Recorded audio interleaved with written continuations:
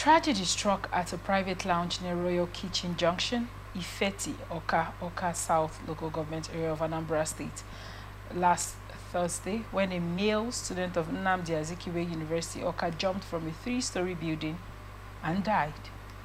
It was gathered that the student, name withheld, jumped from the balcony of the building located near the school after allegedly consuming some unknown substances suspected to be Inkpurumiri. According to eyewitnesses near the scene, after the victim fell to the ground, all efforts to bring him back to life proved abortive, as he was later confirmed dead in a nearby hospital, where he was rushed. The victim, whose name is now being withheld pending notification of his family, was identified as a tenant in the lounge. Shockingly, when concerned residents checked his room, his roommate was found in an incoherent state, allegedly under the influence of the same substance they had taken earlier. When contacted on the development on Friday, the chief safety officer at Unizik, Ken Chukura, confirmed the incident, adding that the incident happened at a private lounge outside the school and investigation is currently ongoing.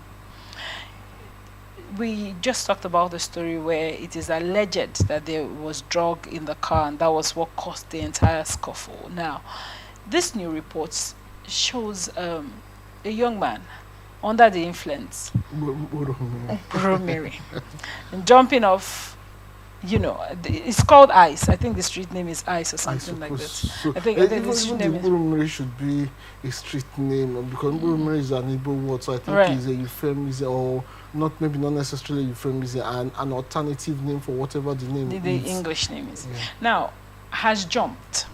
This is someone that parents are probably doing all they can to see through school, making sure that, I mean, his outcomes are better. What are your thoughts on this report? Well, parents can only do their best. Right. The person for whom those best actions are extended to also have a responsibility to ensure that those best action, best efforts produce fruitful results. Unfortunately, this young man and his colleague, who the report said was also under the influence of, I mean, it's confirmed, birds of a feather, they say, flock together. Right. So they are probably together. You see, now in this case, they were in a private lounge. So you can't even hold the school responsible, as it were. But it also goes to tell something. The effort to sanitize the system of drugs is not one. There is no pretense about it. Right. Even where I'm yet to know of any claim where that effort has been completely won. So it calls for something. We have to keep making effort. Do you think we are putting in enough effort at all just now? Well, I would say the system is putting an effort. Whether that effort is enough is a talk for another day. Okay. To these parents who have just lost a child, the effort isn't probably enough. To somebody like me who heard that a child has died or a young man has died as a result of drugs, the effort is probably not enough. Maybe until we completely sanitize the system, then we can say the effort is enough. But maybe the effort can never ever be enough. Yeah. Okay. It's just for the society to keep doing what it should do, to sanitize the system. Again, this is why we are also bothered about corruption. Why some officers may be doing their best to sanitize the system. You may also find some who may be collaborating with unscrupulous business people to pushing these drugs into the system. And it goes to tell young people, the Dutch courage you get from consuming these substances, I mean, when you see all these results, doesn't it prick your conscience? Don't you have a care for your loved ones at home? Don't you think your life would be better off without these drugs? I mean, this is a life that wouldn't have been lost if this young man didn't choose to go this way. Now, whatever he wanted to gain from consuming this thing has come to naught. And I wanted to look at it from the angle of maybe the way we build our houses, like he told, maybe have security, of course, which is why it's important to have, security protection like barricade and all those things. But it's an adult. This is an adult. It's not a child. I mean, if it was an accidental push, or if he thought his life or if was the in rail danger, broke off, absolutely, it right, would have been a different thing. But this is an adult. I mean, what more can you have? You have a balcony there. The balcony was for relaxation, but because he was under the influence of a substance, maybe he decided to walk through so just what I said before, all we need is to keep sanitizing our system as much as we can. And sorry to the parents and to every loved one who has lost somebody. Then it's a clear warning to those who are still alive. The said colleague, if he survives it, maybe this should be a turning point for him.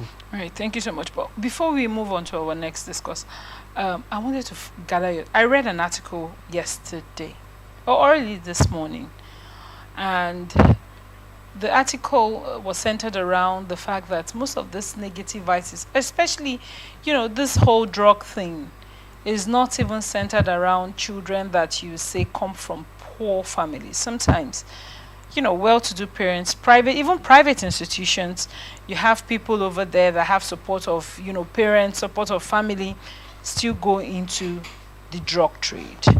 Now, do you think that stems from a need to be wealthy fast?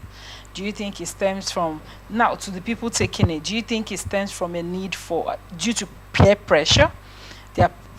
Where him and his friend or his roommate or whoever, they took it together. So of course, do you think it stems from peer pressure?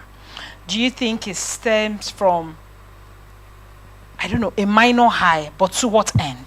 The drug issue, to the best of my knowledge, comes from two angles. Okay. There are those who are in the business of it, to selling it to make money, because it gives them faster money, those who want to get rich quick. Then there are those who consume it. Definitely those who consume it are not consuming it because they want to make money, except to the extent that it helps them commit some crime. Okay. Like those that go into armed robbery and all those things. So that could be, except that is to the extent where it helps them make money. But if it is those that just consume it, they add it and all those stuff, it is not because of making money. And maybe some of them, like you said, may probably come from a well-to-do family, or even if they're not from a well-to-do family, they're in a position where they can afford to buy, because to the best of my knowledge, these substances are not so cheap.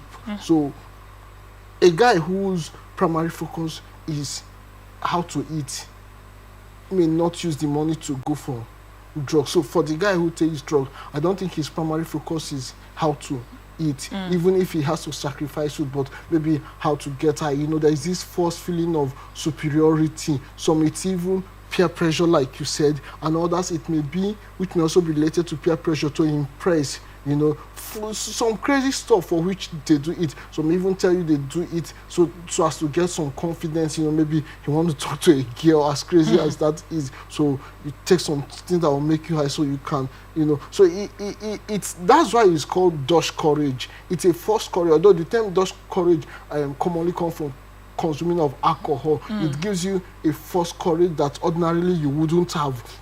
On a normal day, I can't look you eye to eye, eyeball to eyeball, and say certain things. But when you are influenced of some things now, you can even look maybe your vice chancellor, your parents eye to eye, and ask him, "Oh boy, how far?" So it is that courage they want to derive for whatever reason that makes them go into these things. And some even get into it without any clearly defined purpose for which they are getting into it on their own. Which is why it is also good to be intentional about what you do. The guy, maybe he may just have joined some group, maybe like a cult group, and this is the norm here. So he joins them to take it without having any clearly defined objective for which he's taking it. He is not necessarily taking it for maybe because he has some ladies he wants to talk to, maybe because he wants to get her. He just sees his peer pressure, taking it, or that is the norm in that new society he has joined. He found himself taking it with them. It is only after he has taken it, he now realized that, oh, this can help me do this, and then it becomes a reinforcing thing. And before you know it, the damage has been done. The damage may not necessarily be like this fatal end, but the guy has derailed from his academics, from his probably righteous pursuit, which he was about and headed somewhere else. Thank you so much for